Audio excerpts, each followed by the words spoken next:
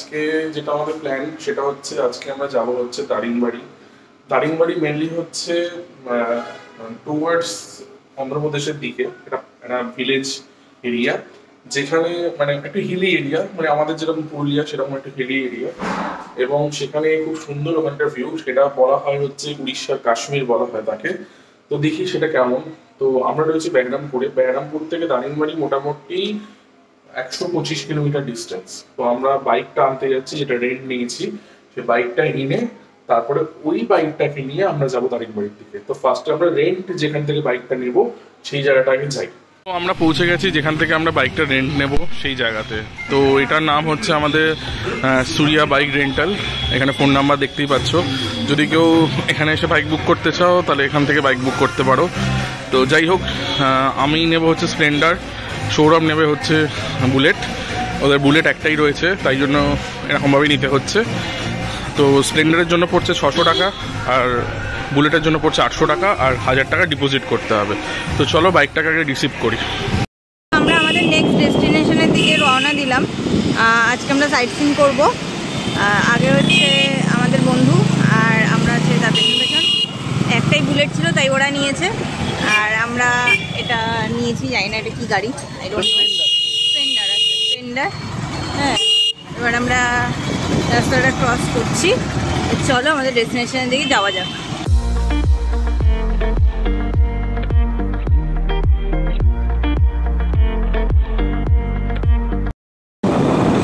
এখন আমরা ফাইনালি পাহাড়ের রাস্তার দিকে উঠছি। একটু খাড়া খাড়া লাগছে, জানি না এটাই হয়তো সেই রুটটা। আমরা আখড়া বলে একটা জায়গাতে দাঁড়িয়েছি। হ্যাঁ, এখানে একটু জলপানের বিরতি। এরপরে আমরা যাব নেক্সট ডেস্টিনেশনে। হেলমেট খুলতে পারছি না, প্রচণ্ড রোদ্দুর, তাই হেলমেট আর খুলতে পারছি না।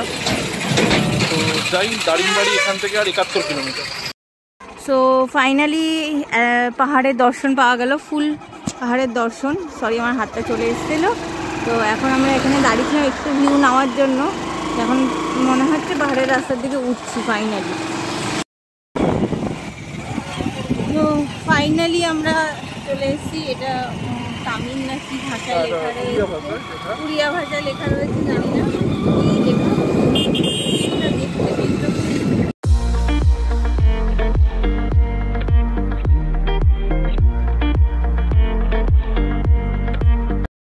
তো গাইজ, এই রাস্তাটা যে দেখতে পাচ্ছ তোমরা, এই রাস্তাটা দিয়ে হাতি আসে নাকি, ওখানে সাইনবোর্ডে তো তাই লেখা রয়েছে। এখানে বৃষ্টি হলে রাস্তায় ময়ূরও দেখা যায়, কিন্তু যদি আমাদের ভাগ্য ভালো থাকে তাহলে দেখবো অনেক কিছুই, জন্তু জানোয়ার নাকি রাস্তাঘাটে দেখা যায়। ব্ল্যাক প্যান্থারও আছে নাকি এখানে, শুনেছি। তো দেখি যদি কিছু দেখা যায় কিছু সামথিং। দেখো অনেকটাই ঘন জঙ্গল আছে। আমরা তোমাদেরকে যেমন বললাম যে আমরা স্প্লেন্ডার হায়ার করেছি এখানে ঘোরার জন্য। তো স্প্লেন্ডার তো বুলেট না। তো দেখো এই চড়াই রাস্তায় স্প্লেন্ডার উঠছে কি করে, ঘ্যাক ঘ্যাক ঘ্যাক ঘ্যাক আওয়াজ হচ্ছে রীতিমতো। ফার্স্ট গিয়ারে যাচ্ছে না ঠিকঠাক।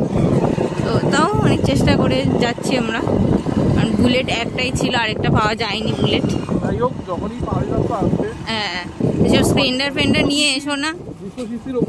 হ্যাঁ, দেখো চড়াই রাস্তাটা উঠছি কি করে আমরা।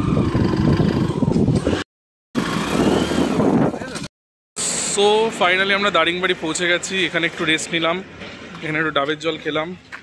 তো ওখানে আমাদের বাইক রাখা আছে। এবার আমরা সাইট সিনগুলো করতে যাব। জায়গাটা খুব সুন্দর, কিন্তু এখানে খুব গরম, এটাই হচ্ছে সমস্যা। তো যাই, এবার সাইট সিনগুলোর জন্য এগোই। তো আমরা চলে এসেছি কফি গার্ডেনের সামনে। এটা একটা কফি প্লান্টেশন এরিয়া দারিংবাড়িতে। এটা পুরোপুরি উড়িষ্যা গভর্নমেন্ট মেনটেন করে। তো যাই ভেতরে কফি প্ল্যান্টেশনগুলো দেখাই তোমাদের। সো এখানে স্পাইস গার্ডেনের মধ্যে গোলমরিচ গাছ রয়েছে, দারচিনি গাছ রয়েছে। এই উপরে বেয়ে বেয়ে উঠছে, এটা মেনলি হচ্ছে গোলমরিচ গাছ। এর মধ্যে গোলমরিচ ছোটো ছোটো হয়ে রয়েছে। সুন্দর প্ল্যান্টেশন এরিয়াটা। এখানে অনেক কফি গাছ রয়েছে, কফি ফুল রয়েছে। এগুলো ছোটো ছোটো কফি ফুল হয়ে রয়েছে, এখনও হয়নি। এখান থেকে কফি পরে প্লান্ট করবে। এই সুস্মিতা বলছে ফটো তুলে দাও। হ্যাঁ, আর খুবই সুন্দর পরিবেশটা, চারিদিকে জঙ্গল আর দেবদারু গাছ রয়েছে, আর পুরো ফাঁকা এরিয়াটা অসাধারণ। এগুলো সব হচ্ছে পাইন ফরেস্ট। দেখো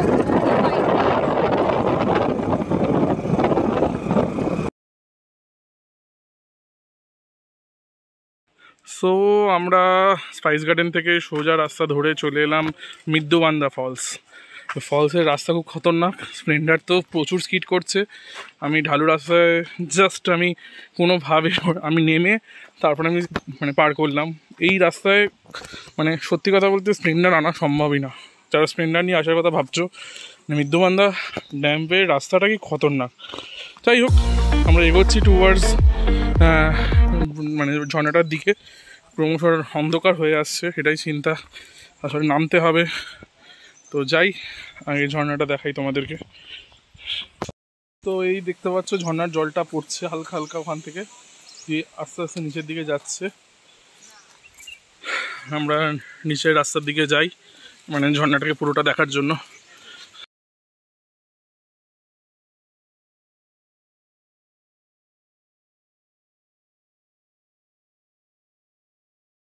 তো এই হচ্ছে ফলসটা, খুবই সুন্দর। ঝর্ণাটা উপর থেকে এসে এইখানে এসে নিচে যাচ্ছে। এখন স্প্লেন্ডারটা নিয়ে দাঁড়িয়ে আছে, ঠিক আছে। আর এই যে পাহাড়। তো আমরা ইমু পার্কে এসেছি, তো আমরা এখন ইমু খুঁজে বেড়াচ্ছি কোথায় আছি। হ্যাঁ, পার্কটা এখনো তৈরি হচ্ছে, এখনো মেনটেনেন্স ফেজে রয়েছে, প্রচণ্ড রোদ্দুর। তো যাই, পার্ক ফার্ক রয়েছে সুন্দর, আগে একটু এগোই। তো এখন আমরা ইমু পার্ক থেকে বেরিয়ে যাচ্ছি। হ্যাঁ, অমিতের এই বাইকটাতে চড়ে মজা লাগছে, কিন্তু আমার তো একদমই ভালো লাগছে না, কেন জানি না, ওকে আমার এই বাইকটাতে মানাচ্ছে না। চলো, তো চলো যাওয়া যাক। তো আমরা এখানে ফুয়েল আপ করালাম। আসলে পেট্রোল পাম্পে মানে ক্যামেরা অন করার অ্যালাউড ছিল না, তাই করতে পারিনি। এখানে 103 টাকা করে লিটার, 310 টাকায় মোটামুটি ট্যাঙ্কটা অনেকটাই ফুল হয়ে গেছে। কারণ রিস্ক নিলাম না, মাঝখানে কোনো পেট্রোল পাম্প নেই, তো আমি ফুল ট্যাঙ্ক করিয়ে নিইনি, 310 টাকায় করে রেখেছি। আবার যখন শহরে যাব তখন বাকিটা করব। তো এখন একটু রেস্ট নেওয়ার জন্য দাঁড়িয়েছি, কিন্তু সূর্য ডোবার আগে আমাদেরকে এনিহাউ স্ল্যান্টিংটা ক্রস করতে হবে। তো যত তাড়াতাড়ি সম্ভব আমরা নিচের দিকে যাচ্ছি।